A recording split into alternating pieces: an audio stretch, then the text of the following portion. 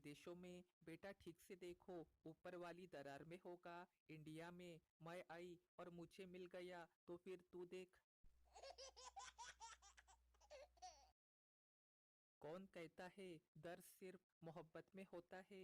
Mobile charging में लगा हो और 2 घंटे बाद देखने पे पता चले कि लाइट बोर्ड का स्विच ऑन नहीं था, तो पता चले दर्द क्या होता है। दोस्तों से प्रॉब्लम शेयर करना अच्छा होता है, इसलिए नहीं कि वो सॉल्व कर देते हैं, बल्कि वे ऐसे ऐसे सॉल्यूशन देते हैं कि बंदा प्रॉब्लम ही भूल जाता है। जहाँ इज्जत ना मिले वहाँ कभी जाना नहीं चाहिए। चाणक्य वह तो ठीक है, पर क्या बंदा शाम को अपने घर पे भी ना जाए एक शादीशुदा आदमी की कलम से? गुटखे की ऐड करने वाले अभिनेताओं से निवेदन है कि टीवी पे लाइव आके अपने बेटे को गुटखा खिला के एक मिसाल पेश की जाए। धन्यवाद। वो पुराने जमाने की औरतें थी साहब, जो रात सीने में लेके मर जाती थी। आजकल की औरतें तो व्हाट्सअप फेसबुक स्टेटस लगा लगा के पूरे दुनिया को बता देती है। रिश्तेदार बोले, जी खीर लोगे या हलवा? कलयुगी बच्चा, क्यों घर में एक ही कटोरा है क्या?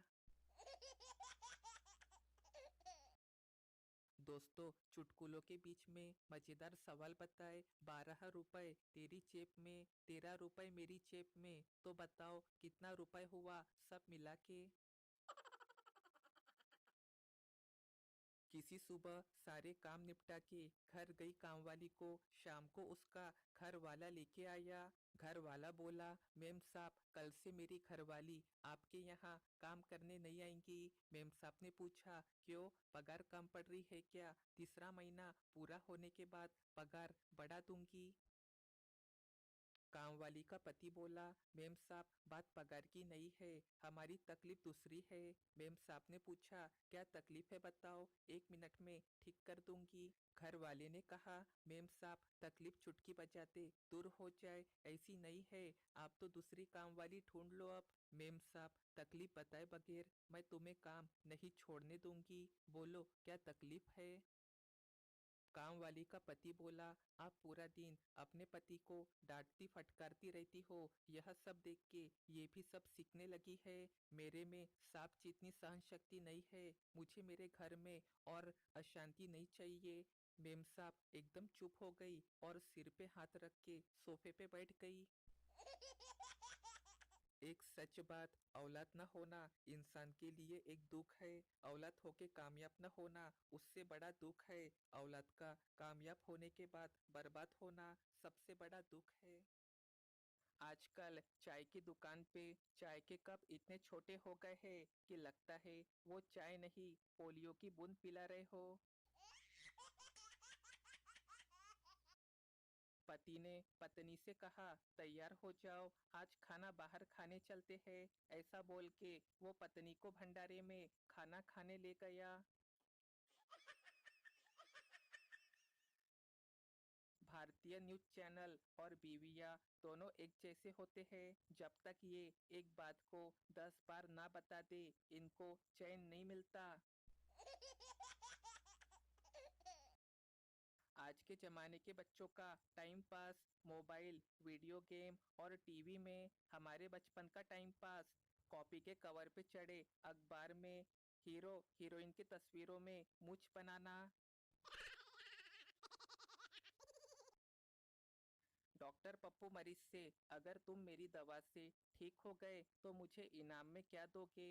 पप्पू मरीज, साहब मैं तो बहुत गरीब आदमी हूँ, कब्र खोदता हूँ, आप कहो तो आपकी फ्री में खोद दूंगा। डॉक्टर बेहोश।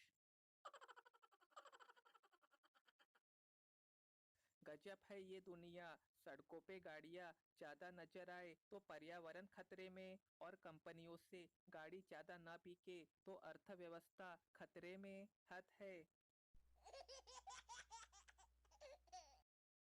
एक आदमी ने बुलेट 350 सीसी मोटरसाइकिल खरीदी ताकि वो अपनी दोस्त टीना को लॉन्ग ड्राइव पर घुमाने ले जा सके। लेकिन किस्मत देखिए, बुलेट 350 सीसी की तेज आवाज के कारण ड्राइविंग करते समय वो अपनी दोस्त टीना से बात नहीं कर पाता था। तंग आकर आखिरकार उसने अपनी बुलेट 350 सीसी, जिसे उसने बड़े ही अरमानों से खरीदा था, मन मार के 1 महीने के अंदर ही घाटा उठा के, नुकसान सह के बेच दी और एक नई एक्टिवा खरीद ली। अब वो बहुत खुश था, उसकी जिंदगी बहुत ही अच्छी चल रही थी। लॉन्ग ड्राइव पे जाने से उसे अब बहुत ही मजा आने लगा था, क्योंकि नई एक्टिवा उस बुलेट 350 सीसी की तरह तेज आवाज नहीं करती थी और वो बड़े ही आराम से ड्राइविंग करते हुए अपनी गर्ल दोस्त टीना से बातें कर पाता था। दोनों के दिन बड़े ही अच्छे से कट रहे थे। वक्त मानो पंख लगा के उड़ता रहा। देखते ही देखते 1 साल कब बीत गया, दोनों को पता ही नहीं चला। दोनों एक दूसरे को चाहने लगे। दोनों ने साथ साथ जीने मरने की कस्में खाई। आदमी भी अच्छी नौकरी पे था, अच्छा कमाता भी था और लड़की में भी कोई कमी न थी। आखिर घर वालों को राजी करके दोनों ने शादी कर ली। अब वक्त और तेजी से गुजरा। 1 साल बाद उसी आदमी ने वापस एक्टिवा बेच के बुलेट 500 सीसी खरीद ली। वजह हर आदमी जानता है, हंसिए मत, बात सोचने और समझने वाली है। सड़क को किसी बड़े आदमी का नाम देने के बजाय उस सड़क बनाने वाले ठेकेदार का नाम, पता, मोबाइल नंबर लिखने से सड़क ज्यादा मजबूत बन सकती है।